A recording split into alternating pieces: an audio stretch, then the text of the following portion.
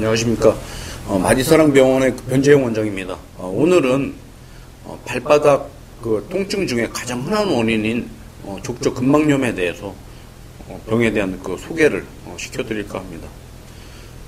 족저근막염 자체는 아주 그렇게 흔한 병은 아니지만은 막상 이 병으로 이제 불편하신 분들을 보면은 잘 낫지도 않고 꽤 심한 통증과 불편감을 야기를 하는데, 주로 이제 아침에 일어나서 첫 발을 디딜 때나 오랫동안 앉아있다가 첫 발을 디딜 때, 또는 이제 오랫동안 발을 쓴 뒤에도 오후에도 이제 발을 디디거나 그럴 때 그 통증이 이제 아주 좀 짜증나는 통증이라고 얘기를 하시는데, 꼭 이제 어떤 분들은 돌에 쏘인 것 같다, 벌에 쏘인 것 같다, 칼날에 찔린 것 같다 하는 아주 예리한 통증을 일으키고 있고요.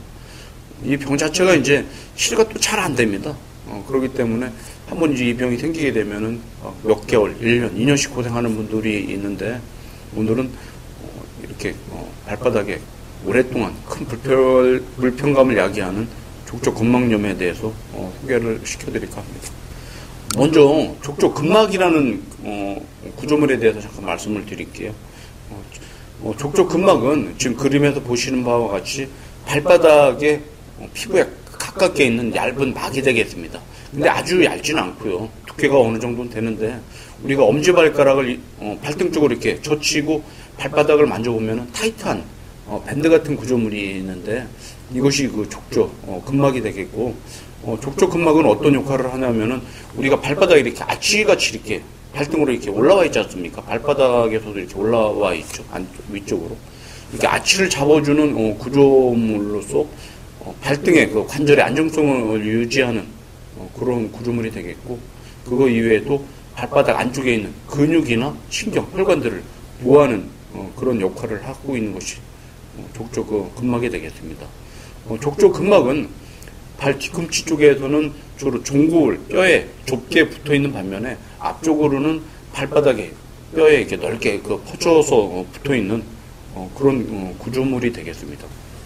앞서 말씀드렸듯이 앞쪽에는 넓게 붙고 뒤쪽에는 좁게 붙는다고 말씀을 드렸는데, 족저근막염이 주로 생기는 부위는 뒤쪽에 종구울의 뼈에 붙는, 좁게 붙는 부위가 되겠습니다. 아무래도 넓게 붙는 부위보다는 좁게 붙는 부위에 대부분 염증도 생기고 손상이 쉽게 오는 이유가 그런 이유가 되겠습니다.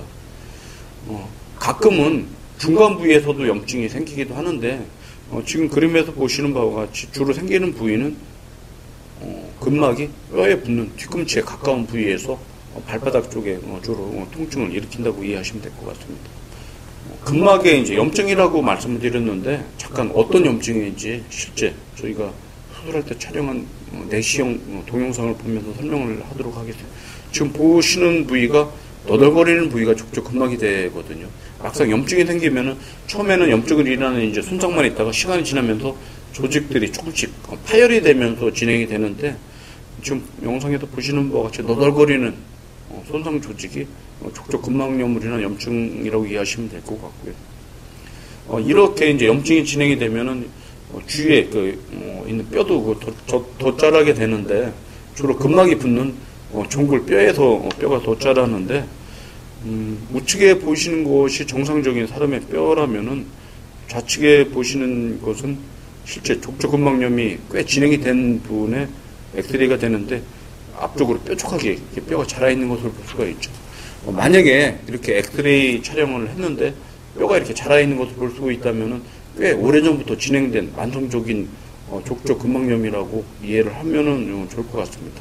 막상 이제 이런 족저근막염으로 인한 통증이 있는 분들이 오게 되면은 엑스레이 촬영도 하게 되지만, 실제 염증이 얼마나 있는가를 확인하기 위해서는 우리가 초음파를 촬영을 하게 되는데, 초음파를 촬영하게 되면은 족저근막 주위에 염증이 있어서 이렇게 많이 부어 있고, 심한 경우에는 족저근막 주위를 이렇게 검게 염증을 일어난 물이 차 있는 것을 쉽게 확인할 수가 있기 때문에, 사실 족저근막염을 진단하는 것은 그렇게 어렵지는 않습니다. 만약에 이제 만성적으로 되고 여러 가지 치료를 했음에도 효과가 없는 분들은 저희가 이제 좀 더 정확하고 정밀한 검사를 하기 위해서 MRI 촬영을 하기도 하는데, MRI 촬영한 사진을 보시면은 그림에서 보는 바와 같이 근막 주위가 검게 두꺼워져 있는 것을 볼 수가 있고요. 지금 옆에 보시는 MR 사진을 보면은 염증을 인해서 부어있는 것을 볼 수가 있기 때문에 MRI 촬영을 하게 되면 얼마나 심한 염증이 주위에도 퍼져 있는 것도 쉽게 알 수가 있습니다.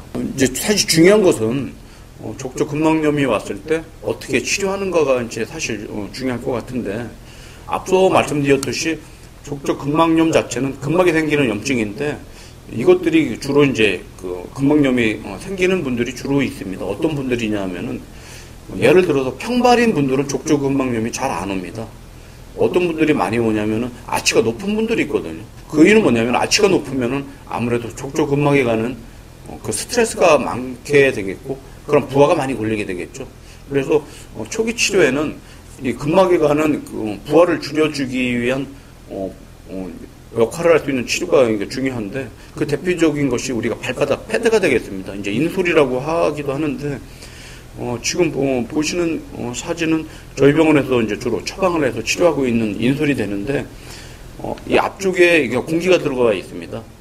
뒤쪽에는 이제 쿠션이 있어서 우리가 땅을 디디게 되면은 공기가 앞쪽으로 밀리면서 발바닥 아치를 잡아주는 역할을 해서 족저근막에 가는 스트레스를 걸을 때마다 이게 낮춰주기 때문에 치료도 되고 예방도 될 수 있는 좋은 보조적인 그 패드가 되겠고요.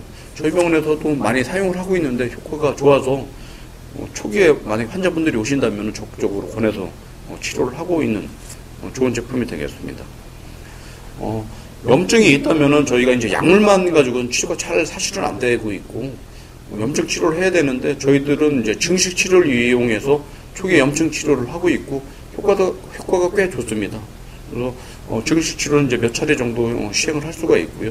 만약에 증식 치료에 효과가 있는 분들이라면은 저희들은 이제 최충격파 치료를 하고 있는데, 최충격파 치료는 아마 좀 들어보셨을 것 같은데, 이제 회사 따라 아니면 제품에 따라 효과는 좀 차이가 있습니다만 저희 병원에서는 포커스 타입의 최충격파 치료를 하고 있는데, 염증도 가라앉히고 손상된 조직을 재생할 수 있는 좋은 치료법이기 때문에 적극적으로 사용을 해서 좋은 결과를 얻고 있습니다.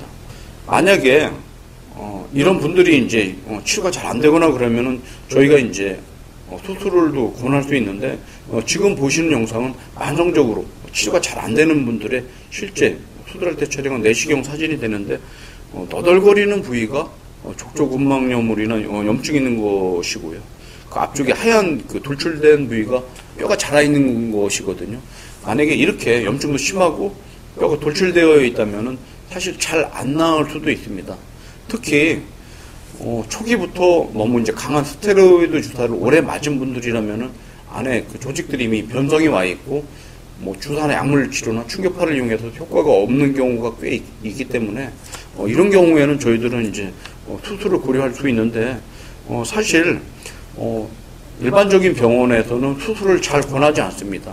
그 이유는 수술 자체가 염증이 있는 이제 족저근막을 다듬어내고 뼈로부터 일부 분리시켜주는 것이 그 주 수술의 그 내용이 되게 되는데, 아무래도 발바닥 쪽에 절개를 가하게 되게 되면은 흉터가 남거나 이제 살이 굳어지거나 그러면은 땅을 디디거나 걸을 때 큰 불편감이 있기 때문에 수술을 사실 좀 권하지 않는 이유가 있습니다. 하지만은 저희 병원에서는 내시경을 이용한 수술을 하고 있기 때문에 발바닥에 앞서 말씀드린 그런 문제가 생기지 않습니다. 그래서 만약에 잘 낫지 않는 분들이라면은 오래된 분들이라면은 저희가 이제 수술을 고려해서 적극적으로 시행을 하고 있는데, 요즘에 그 결과가 꽤 좋은 편입니다. 사실 족저근막염 수술 자체가 아주 그렇게 뛰어난 수술의 결과를 얻는 수술법은 아닌데, 저희 병원에서 시행을 하고 있는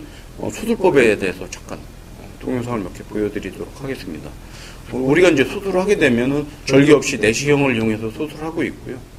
지금 보시는 영상에서는 먼저 이제 족저근막 염증을 다듬어내고, 앞서 말씀드렸듯이 뼈가 자라있다고 말씀드렸지 않습니까?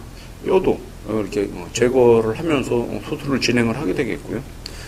이렇게 족저근막의 염증과 뼈가 다 제거가 됐다면은 마지막으로는 주로 이제 통증을 일으키는 족저근막의 안쪽을 뼈로부터 분리시켜주는 수술을 마지막에 시행을 하고 있습니다.